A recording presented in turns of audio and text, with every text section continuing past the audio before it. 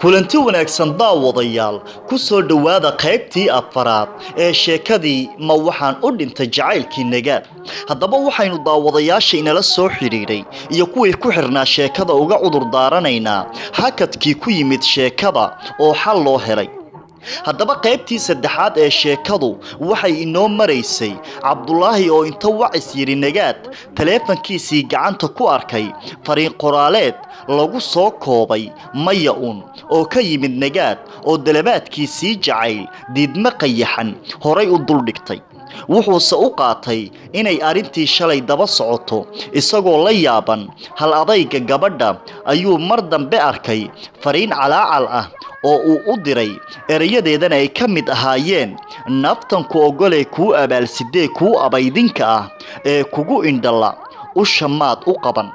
yaab iyo dhabanahays ayaana ka soo haray cabdulaahi markuu arkay fariintuu u diray iyo jawaabta daba taalla. hadda ayuunbuu garta waxa inantu ka soo jawaabtay cudur kii hore ee haye kasii xoog iyo quwad weyn ayaa ku kacay. wuu qoomameeyey hadalkii uu xalay nagaad ku tuura waxa uga sii ciil iyo uurkutaallo badan heestan qiimaha badan ee cabashada miidhan ah ee ka dhacday iyo sida wejiga looga soo dhuftay. isagoo aan cirka iyo dhulka midna joogin ayuu sariirtiisii galay oo madaxa iyo mijaha maray.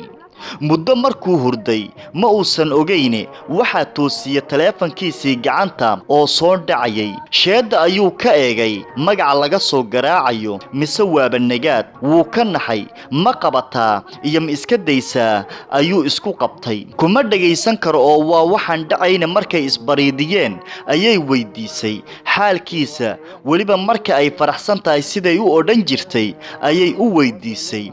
waa tabintii shaacir. haddaba daawadayaal si aad uga bogataan sheekooyin iyo qisooyin dhab ah oo quseeya waayaha nolosha ku xirnaaw oo subscribe saar beejkan cusub ee aayaha nolosha TV. inala wadaag oo inoo soo dir maalmaha murugada iyo mahadada kugu beeray ee aan ka go'in xasuustaada adigoo fariin inoo soo diraya. inkastoo uusan nin farxadi galayo habeenka ahayn haddana maqalka hadalkeedu wuxuu u qaboojiyey meel ololeysay. waan fiicanahay ayuu ugu jawaabay. waa beentiisa xakuu ka fiican yahay.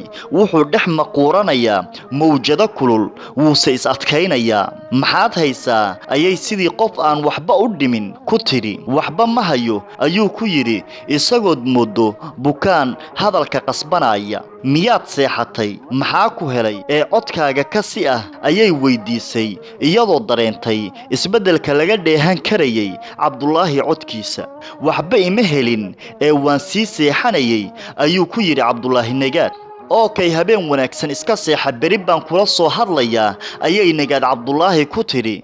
kolkaasuu hoos iska yidhi isagoo hadalkeeda sii macaansanaya. armaad iska hadal ku dhahdaa kumuusan dhihine waxay ku kala tageen habeen wanaagsan iyo waa inoo beri. hurdo ayaa ka soo degi weyday. fikir iyo qorshooyin isdiidan ayay maskaxdiisu maaro u weyday. filsan ka wardoon ayuu is yidhi oo maxaad kaga war doontaa oo kula noqotaa ayuu haddana isi su'aalay. ma gabadhii maya ayay igu soo tidhi ee xal raadi. taasi wax dhici karaa maaha. jabkaaga iska qarso ayuu is yidhi oo ma jab qarsoomayaa. 3 toddobaad ayuu meel waalida iyo mirqabka ku kulmaan meehanaabayay. waan buka ayuu ku yidhi qoladii uu la shaqaynayay intuu taleefan u diray. 4 maalmood ayuusan gurigiisa ka bixin. wuxuu is yidhi cidna juuq ha u odhan. waa dhuumasho dhabarku muuqda ee 3 maalmood markuu nagaad war iyo wacaalo toona ka la'aa oo ay la soo hadli weysay ayuu cunaqabatayntii hadalka ee uu isi saaray jebiyey oo intuu iscajabiyey taleefon ku dhuftay. markay ka qabatay ayuu iska waran oo uu hoos u dhigaya ku yidhi haa walaal nabad weeye aad kuu maqli maayo baabuur baan wadaa igu soo celi London baan joogaa ayay ugu jawaabtay. igu soo celi waxba kugu soo celin maayo. isagoo uurka iska leh ayuu taleefankii dhigay. dhowr maalmood oo dambe ayuusan war ka helin. daal iyo caajis dheeraad ah ayaa la saaray cabdulaahi. shaqadii ayuu ku noqon kari waayey. soo jeed habeenkii ah ayaa dulaystay.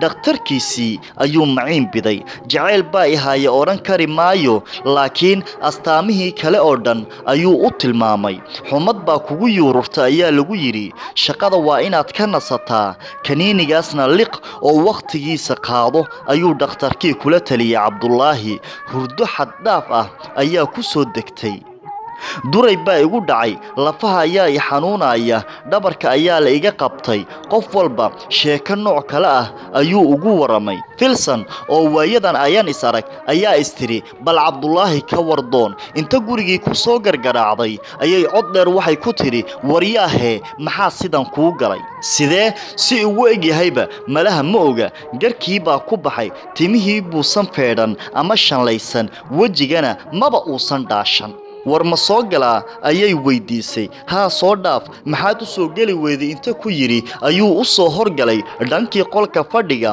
oo ay ka baxaysay cajalad rigoorka ku jirtay iyadoo aan juuq oo dhan ayayna la qaaday heestii ka baxaysay raadiyaha inkastoo ayaaman arrintadu adag tahay adigu siduu qabo ama aniga ila tahay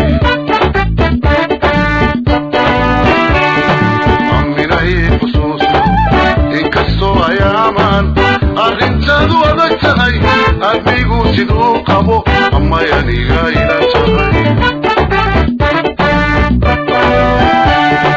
adna aad ogsontay ifka intaan ku noolay ka ooli maayo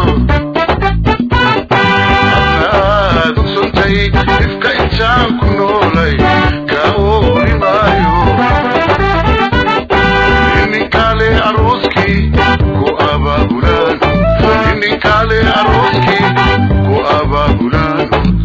uridiisa noqotaal waa midaan ahaanay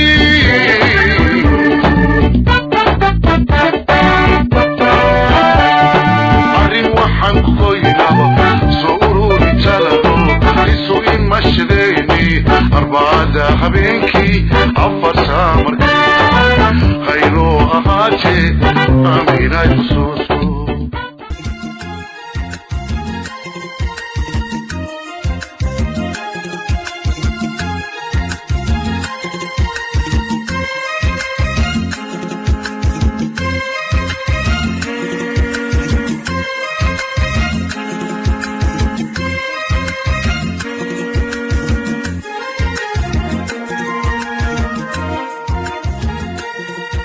ma waxaan u dhintay jacaylkii nagaad waa sheeko jacayl oo qalbigaaga dhaqaajinaysa waa tabintii nuur shariif shaacir waxaana qalinka u qaatay abwaan Cabdullaahi Cawad haddaba si aad uga bogato waayihii jacayl ee nagaad iyo dibanahan uu caaladku ka helshay subscribe sar channelkeena aayaha nolosha TV lana soco habeen kasta oo axad ah qayb kamida sheekada